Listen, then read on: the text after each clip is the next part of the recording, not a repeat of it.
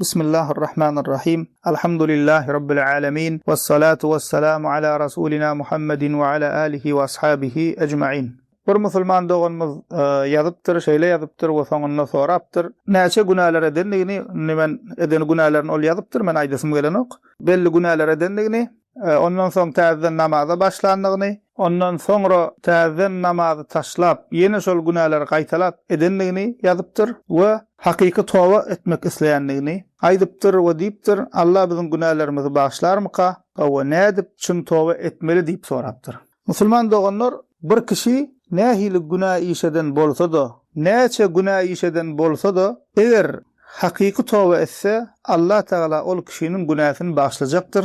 Hatta sahih hadislerde haber berilişi ýaly, bir bende günah edip soňra puşman bolup soňra towa gelse, Allah Taala şol bendesiniň towa gelmegine begenjekdir. Kur'an-ı Kerim'de hem Allah Taala Zümer surasının 53. ayetinde aýdýar: "Kul ya ibadiyellezine asrafu ala anfusihim la taqnatu min rahmetillah innallaha yaghfiruz-zunuba cemi'a innehu huvel gafurur rahim." Allah Taala Peygamberimiz Muhammed sallallahu aleyhi ve selleme diýär: "Aýt ey peygamberim" diýär. "Aýt bennelerime" diýär. "Ey özlerine garşy günah edip öte geçen bennelerim." Biz haçanla günah işedemizde kime ziyan ediyas musulman doğanlar? Özümüzde ziyan ediyas. Özümüzde zulm ediyas. Allah Teala hem diye: "Ey özlerine karşı günah edip öte geçen bennelerim, Allah'ın rahmetinden umid kesmeň, ne umid bolmaň" diye. Allah Teala ähli günahları bağışlayanlar. Musulman Allah Teala ähli günahları bağışlayanlar diye. Allah bağışlayıcı, rahimlidir diye.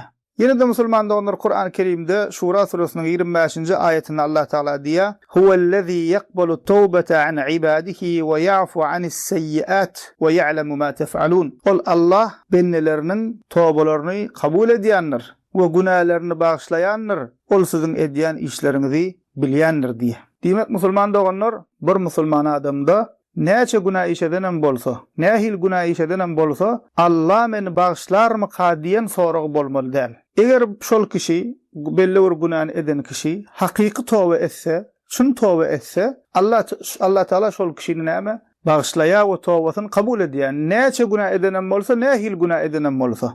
Emma musulman doganlar hakyky towa bolmaly. Şerti şol. Ýöne diliň bilen men towa etdim diýeniň bolanok. Soran musulman doğanmyzyň diýişi ýalakka çyn towa nähilek bolmaly. Hakyky towa bolmaly, çyn towa bolmaly. We çyn towaňa musulman doğanlar şertleri bar. Haçan towa bolýar, haçan şol şertleri ýerine getirsen, ana şonu hakyky towa bolýar. Bolmasa bolmaýar. Bu barada İmam Nevevi rahimehullah Riyas-Salihin adly kitabynda towa babynda şeýle diýär: Allah Taala bilen benden arasyndaky bolan günah işlerde towanyň şerti 3'tür diýär. Birincisi, günah işi derrew terk etmeli. İkincisi, eden günahı üçin ökünmeli, puşman bolmaly. Üçüncüsü, günahny, şol taşlan günahyny gaýtadan etmezlige karar bermeli. Şu 3 şertden biri kim bolsa towa bolmaýar diýär. O dowam edýär: eger eden günah işi başga biri bilen baglanşykly bolsa, towanyň şerti 4 bolýar diýär. Dördüncü şertem, eger birine haksızlık eden bolsa, şondan ötünç dilemeli, halallyk almaly. Misal üçin biriniň malyny ogurlan bolsa, şoň malyny gaýtaryp bermeli. Biriniň gıýbatyny eden bolsa, töhmet eden bolsa, şondan ötünç soramaly. Näme hakyň halal etdik, näme şondan halallyk soramaly. Ne musulman doganlar, hakyky towaň jemi 4 san şerti bar eken. Misal üçin, misallandyryp aýdalyn, has gowy düşünmekligi üçin. İmam Nevevi diýdi: Allah Taala bilen benden arasynda bolsa 3 şerti bar. Başga biri bilen baglanşykly bolsa diýe 4-nji şertem gelýär diýdi. Misal birinji diýende misal berelim. Allah Taala bilen benden arasyndaky günah iş. Bir kişi çilim çekýär, nasat diýär, araq içýär, tirek çekýär. Ya bolmasa zenan maşgala bir hijab ýazyp ber.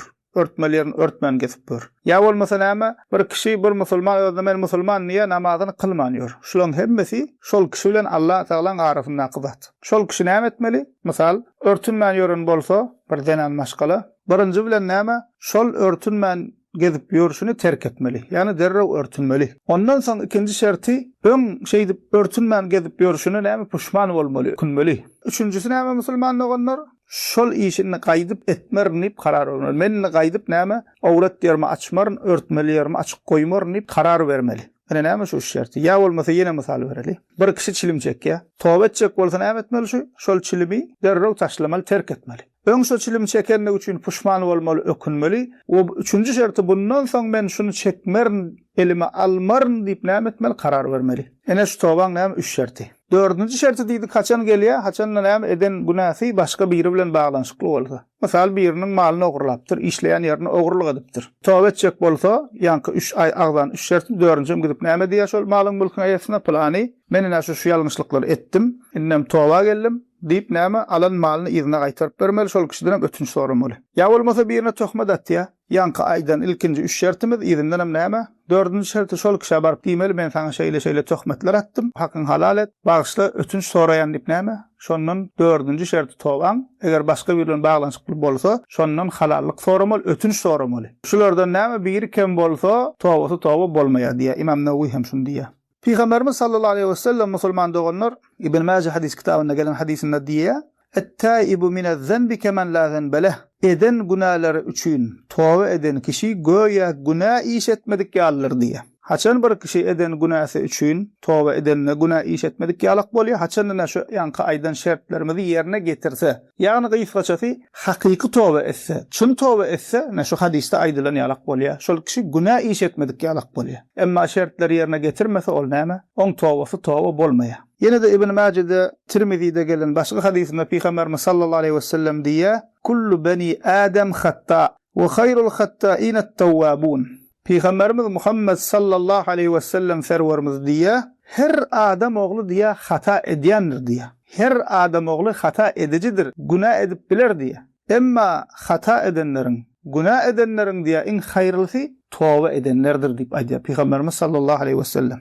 Ve musulman doganlar günah iş edip ýören kişiler tövbe etmäge gyssanmaly. Sebäbi ajal haçan geljegi belli-de. Gidin şu wagt mazarlyga, ýaşaýan ýeriňizdäki iň ýakyn mazarlyga gidin, o ziyaret edin. Peygamberimiz sallallahu aleyhi ve sellem diýär, kabrlara ziyaret edin. Çünki näme? Ol size ahireti ýatlydyr, ýüregiňiz ýumşadyr, gözüňizde ýaş aýlar diýär. Heme biz üçün peydası var diýerler üçün hem ölüler üçün peydası var hem ölüler üçün Allah Taala'dan gidip näme bağışlanma dilemeli. Olar üçün Allah Taala'dan biz diýerler dile etmeli. Benim musulman doganlar nasihatym, hususan şu günah işlere sezewar bolup taşlap bilmän doganlarymız. Gidin musulman doganlar, Peygamberimiziň nasihat asletine men nasihatym da Peygamberimiz diýär, gidin mazarlyga ziyaret edin diýär, kabrlary ziyaret edin diýär, ahireti ýatlydyr diýär. Gidin musulman doganlar iň ýakyn mazarlyga ýanyňyzdaky barın görün. Durun şu taýda. Günne näçe kişi getirilip şoda gömülüp dur.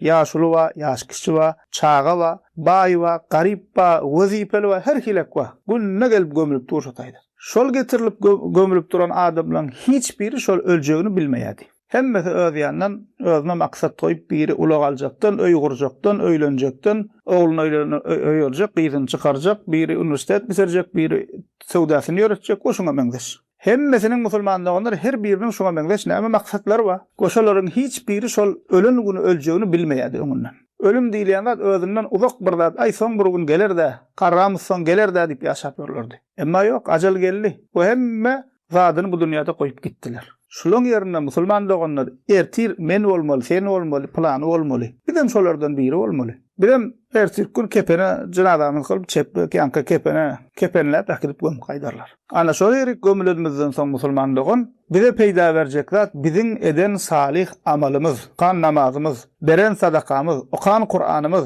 Peygamberimize aýdan salawatymyz. Bir insanyň bir haýryna sebäp bolup bilen bolsaň şol, bir benne ýagşylyk eden bolsaň şol.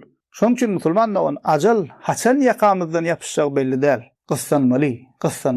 Tövbe etmäge gyssanmaly. Ol soňky demde ýakan ajal gelenden soň aýam öljeňmi bilip durkan ol men tövbe etdim diýen haýry ýok musulman dogan. Şonuň üçin musulman doganlar tövbe etmäge gyssanalyň. Alhamdulillahi rabbil alamin.